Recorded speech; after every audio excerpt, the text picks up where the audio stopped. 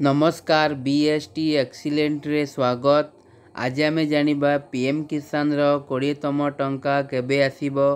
जदि एपर्यंत पीएम किसान रो केवाईसी करिनांती टंका आसीबो नाही।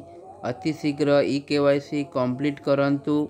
आ पीएम किसान रे नुआ ऑप्शन आसीची कोन आसीची आसंतु जानिबा से ऑप्शन रो कोन काम एही वीडियो रे जानिबा।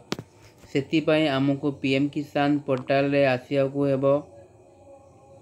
पीएम किसान पोर्टल रे आसियाबु हेले सर्च करंतु pmkisan.gov.in। सर्च कला परे आसी जीवो पीएम किसान रो पोर्टल। एबे देखंतु पीएम किसान पोर्टल रे 20तम टंकार अपडेट होईची। 21तम टंकार अपडेट होई नाही। 21तम टंका अक्टोबर 20 तारीख होची दीपावली रे आसीबार अछि।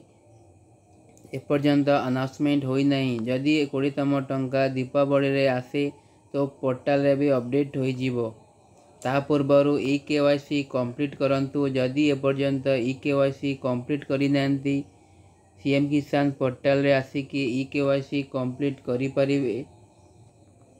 जदि आधार रे ओटीपी जदि आधार रे मोबाइल नंबर लिंक अछि निजे घरे बसी कि ओटीपी द्वारा केवाईसी कंप्लीट करि परिबे।